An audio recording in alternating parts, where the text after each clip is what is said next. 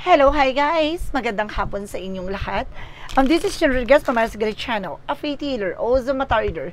So ngayong hapon, natatigan natin ang sabihin sa iyo ng ating mga gabay. So this is a monthly gabay for the month of November 2024 for the sign of Scorpio. So Scorpio, welcome to my channel. Ano kayang messages, advices, and spirit guides ang ating masasaga for today's video? Kanino kayang energy or kaganapan sa buhay ng mga Scorpio signs ang ating mahagilap? So guys, this reading is a general reading lamang, hindi lahat makaka-resonate. Kunin lamang po ang makaka-relate sa inyo and comment down below kung kaninong energy ang ating nasagap.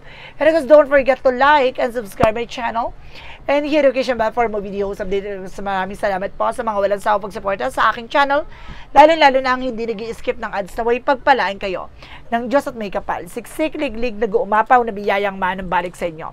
So let's see guys, what is the messages, advice sa iyo ng ating angel spirit for the sign of Scorpio. So let's see and watch this. Angel spirit, please give me information po. Ano kayong gusto sabihin sa iyo ng ating mga baraha? The Queen of Swords. Oh, a bigger picture. So, unti-unti mo nang makikita yung magiging posibilidad o magiging outcome, no? Ng ginagawa mong project or ng ginagawa mong eksena. Ano man tong gusto mong maisakatuparan, maaaring makita mo na ang kahihinatnan. So, let's see. So, this is something, the Ace of Cups, so something a new love coming in for you. If you are being single, kumbaga meron dito parating na bagong pag-ibig. If you are being taken, kumbaga may maaaring ibalik yung kilig or intimacy, no, ng iyong person. Additional messages. So, represent with the Knight of Cups. So, this is something an offer. No, nire-represent dito with a higher level of commitment. There's an offer for proposal, engagement. No? So, let's see. Additional messages. And this is a Seven of Swords in reverse. So, there's something, cheating, no? No cheating, no lying, no secrets. No? Ibig sabihin, there's something revealed, no? Kumbaga, walang maitatago, no? Unti-unti nang malalabas ang katotohanan. And this is a Sun card. Represented something a pure positive outcome. Gaganda na ang eksena at daloy ng iyong negosyo, hanap buhay ang inyong mismong buhay mo. Magiging maganda siya ang takbo nito sa lahat ng aspeto. Additional messages. Nire-represent to with the Four of Cups. Just re-evaluate or analyze. So, may mga bagay na kailangan pag-isipan ng maayos, pagmunihan. Na bagot mo tanggapin yung isang bagay, kailangan kumaga pag-isipan ng maraming beses. So, the Queen of Swords represent what? Represent with the Six of Pentacles. So, there's a giving, receiving something by the universe. So, magtutuloy-tuloy na about sa finances. There's a something support, give and take. No? Kumbaga, unti-unti mo nang makikita na nagkakaroon na ng balance at control ang new situations. No? What is the Ace of Cups represent what? The Ace of Cups represent the Moon card. Ooh, a truth reveal. And of course, a dream coming true. So, may mga bagay na may isa sa katuparan na. No, kumaga, dati pinangarap mo lang na matagpuan, makilala. No, yung tao magmamahal sa'yo ng lubusan. So, this is the moment para makita at masilayan na kung sino talaga yung taong para sa'yo. At magpapatibok sa pihikang puso mo. What is the Knight of Cups? The Knight of Cups represent the Two of Cups with a partnership. I told you so. This is something a higher level commitment. So, may daong darating talaga na magpapatunay na totoo ang ibig sabihin ng pagmamahal at pag-ibig na wagas, no? Pinapakita dito na love can exist or something love wins. So, sa lahat ng aspeto no gender preference to, no? Boy, girl, boy, gay, transgender, trans women, trans man, so ano man tong gender preference mo, sa lahat po to What is the Seven of Swords in reverse? So this is the Nine of Pentacles. So this is something security. Maging secure ka pagdating sa finances dahil mailalantad na kung ano man yung mga bagay na dapat mong malaman at maunawaan. No? Kung paano mo pahalagan at paano mo poproteksyonan ang mga bagay na pinaghirapan mo. What is the Sun card?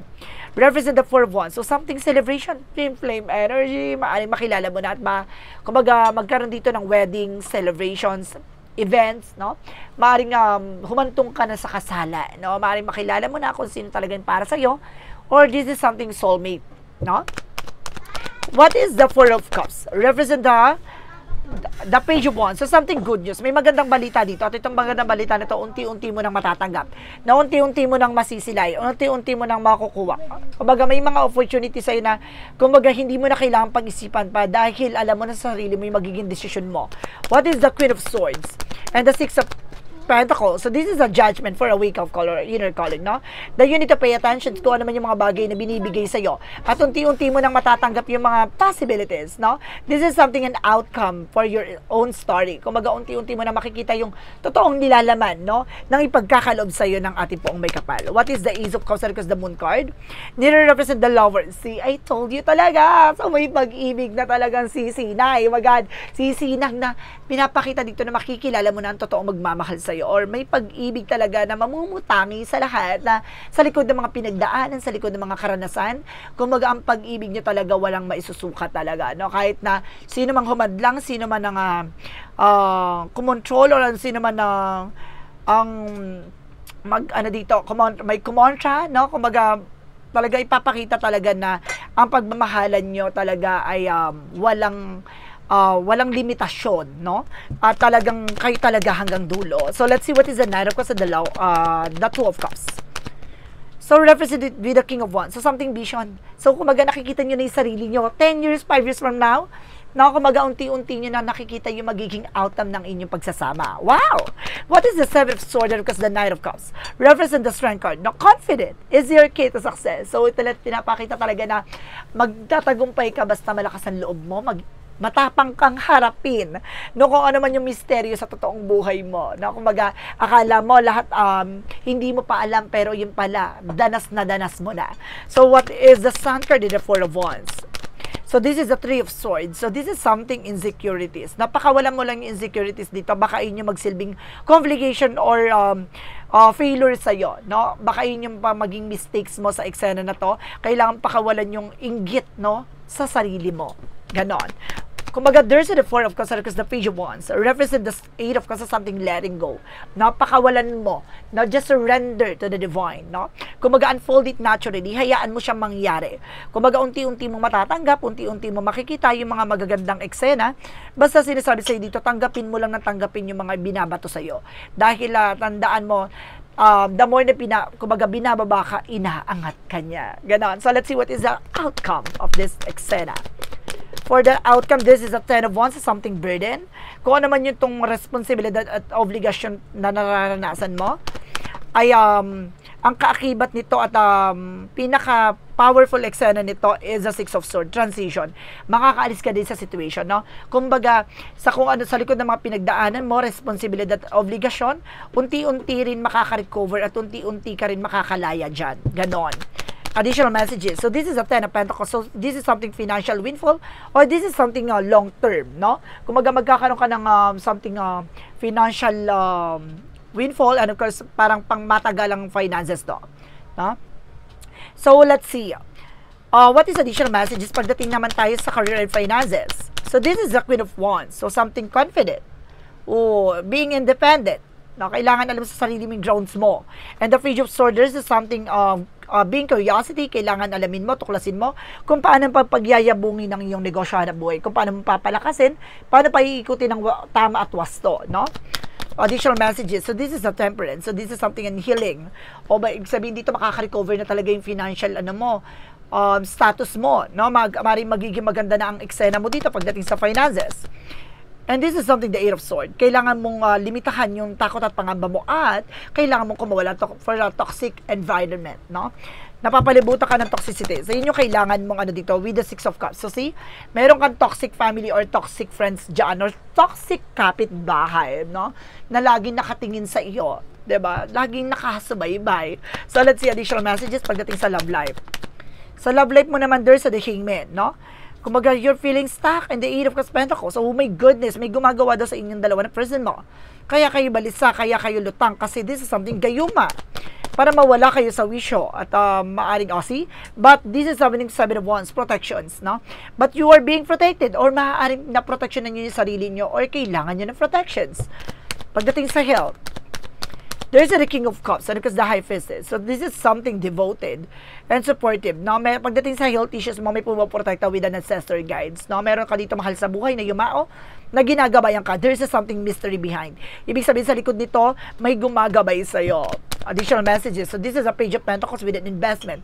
Matuto ka mag-invest sa health mo, no? Kumain ka na masusustansya na para lumakas ang iyong immune system. So what is the magical fairy messages? And there's a flower power. Oh my God! So pinapakita talaga dito na there's a personal healing powers, no? Kaya mong magpagaling or kaya mong gumaling, no? Ang iyong sarili, emotion man yan, physical, so kayang-kaya mong hilumin yung mga bagay na nangyaring sugat sa nakaraan. And this is something you wish is granted. So maaaring matupad yung mga pangarap mo, unti-unti mo maisa sa katuparan at ilalayag na yan ayon sa kalooban ng ating Panginoon. What is the yin and yang oracle card? There's something unity, teamwork. So this is something a teamwork, no? And this is something a messages, communication, and travel. Now, magkakaroon ka ng travel and communications. Now, with transactions, with your customer clients, and there's a lot of travel coming in for you. And this is something stability and flow. Now, dadaloy na at magbibigay ng stability ang eksena na to, no? Additional messages with freedom, no? Makakalaya ka na sa lahat ng mga nangyayari sa iyo. This is something an opportunity to learn and appreciate things dahil lahat ng mga bagay na hinakain sa iyo ay isang halimbawa at aral lamang sa iyo na parang matutunan kung paano mo pakakalagaan at paano mo papaikutin ang eksena. So let's see what is the synchronicities. What is the synchronicities represent what? For synchronicities, so this is something bravery. So, kailangan maging matapang, no? Kumbaga, kailangan laban na labang ka dito. At the same time, this is something beauty, no? This is something a beautiful disaster. Sa likod ng mga pinagdaanan, sa lahat ng mga sakripisyo at lahat ng mga bagay o pasakit sa pasanin sa buhay mo, lahat ng mga bagay na yan magiging maganda ang kalalabasan. And there's something sorrow. Naalisin mo yung ego, isang yung drama sa buhay dahil isa sa bagay na yan kaya ka hindi nakakaalis sa situation. So, let's see, guys. What is additional messages with an angel spirit? No, pagdating naman tayo sa pagdating naman tayo dito, guys, for Romance Angels. For Mystic Love Oracle deck. And because this is something magnetic attraction. So, see? Kumbaga, iba yung nyo para kayong pinagdidikit or talagang pinagtatagpo, no? Ng inyong pagmamahalan sa isa't isa. Diba? Iba yung atake nyo. And there's a player. No? Kailangan laruin nyo yung mga tao sa paligid nyo dito. And there's something bliss and happiness. Magiging maligaya kayo. Diba? Ibig sabihin, hindi dapat kayo nagpapa-apekto sa mga chika, chismis ng iba. No? What is the chakra messages? And there's an impatient. Kailangan mo habaan ng pasensya mo dito. And there's a despondence, no? Kumbaga may mga parte na naguguluhan ka, parang ulirat ka sa eksena, pero tandaan mo, lahat ng mga bagay na maglilinaw, yan, kailangan mo lang maging kalmado at pababain yung tensyon, no? Bago ka mag-take ng action. So, let's see what is additional messages with an angel spirit. With an angel spirit represent what? Winter, release, no? Kailangan, kumbaga, unti-unti na makakaalis sa situation, unti-unti ka na makakalaya. And there's an waterway emotion. Diba tulad ng sinasabi ko, the more nandun ka pa sa situation, kailangan mo maging kalmado. Kasi parang nagiging aggressive ka kapag nagdesisyon ka basta-basta, na magkakamali ka. Kailangan pakalmahin mo muna kasi napaka pa ng tensyon ng iyong emosyon. So let's see what is the angel's answer.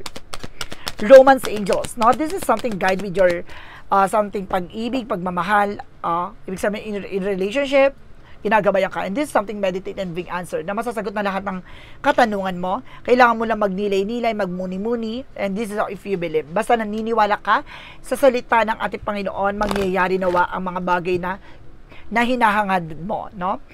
So, let's see what is Archangel Michael messages. Take your time to make a decision. Kailangan mo ng oras para makapag-decision. Diba tulad na sinasabi ko, bago ka mag-decision, kailangan maging kalmado ka muna.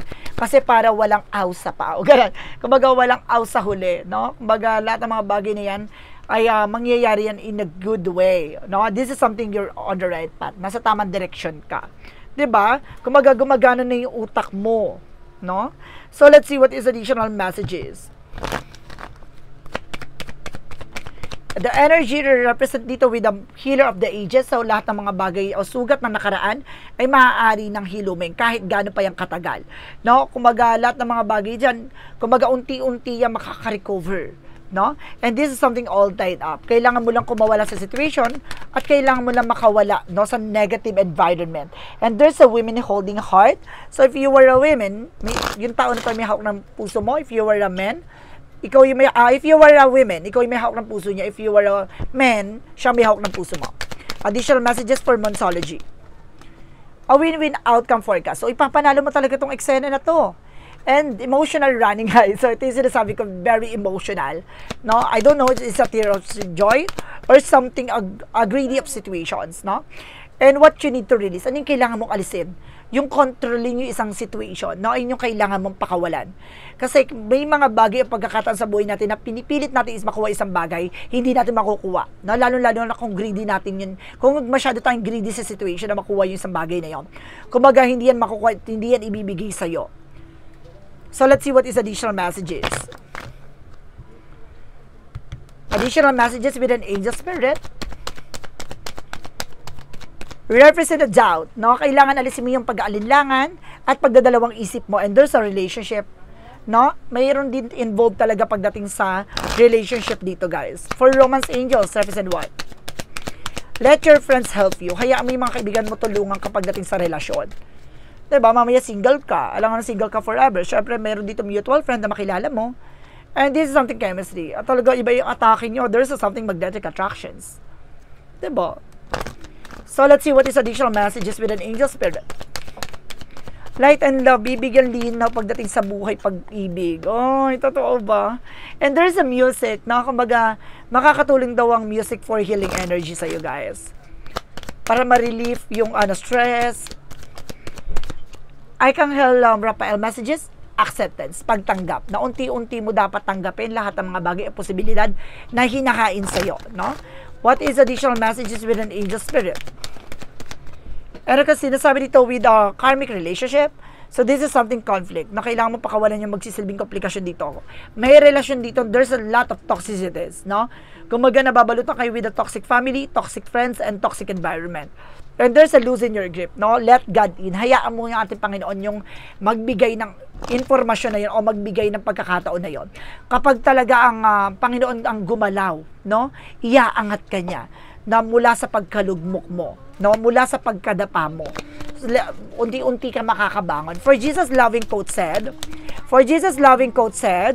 let your light so shine before men, they may see your good works, and glorify your Father which in the heavens. So, bibigyan linaw at bibigyan liwanag, no? Kung ano man yung mga bagay na ginawa mo, kung ito ay maganda ang hangarin at galing sa puso mo, at katulad ng ating Panginoon, kumbaga, busila kanyang puso, kaya yung mga bagay o gawa niya ay talagang tumatak sa tao, no? Kaya yung mga bagay na ginawa mo, kahit na lumisan at lisanin mo ang mundong to, tatatak yung mga bagay na ginawa mo. So, let's see what is the angel's number. Sa madaling salita, maging mabuti ka sa lahat ng kilos at galaw, no? What is additional messages for the angel's number? 1818 for willpower, no? Kaya mong gumawa ng eksena, no? There's just something success and moving forward. Wow, this is a significant event are on the cards for you. You will progress in your endeavors and gain new experience. The right people and resources will be put on your path. An excellent proposal or change is coming up. You're destined for a greatness, no? Talagang tinadahan na talagang na makuha mo yung bagay na yon, na para maisakatuparan yung mga bagay na at magtagumpay ka sa bagay na yon. So let's see what is the messages of life. Messages of life represent what? Messages of life represent what?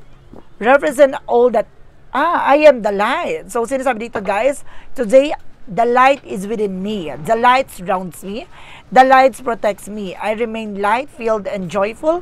Regardless of what circumstances arise, I am a diamond shining for in all my splendor. I am worthy of the divine with me. So, ikaw yung magsisilbing liwanag, no? Tandaan mo, ang daya mo ay napakahalaga.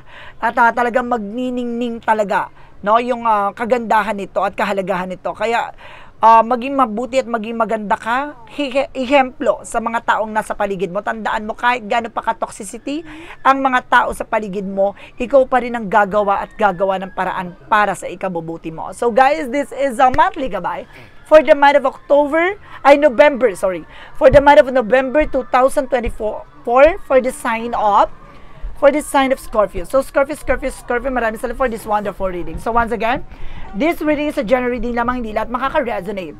Kunin lamang po makaka-relate sa inyo and comment down below kung kaninong energy ang ating nasagap. And of course, don't forget to like and subscribe my channel and hit notification bell for more videos update. Kasi maraming salamat po sa mga walang sawang pag-support sa aking channel. Lalo-lalo na ang hindi nag-i-skip ng ads na buhay, pagpalain kayo ng Diyos at may kapal, siksik, liglig, nag-uumapaw na biyayang manumbalik sa inyo. At maraming salamat po and see you in the next video.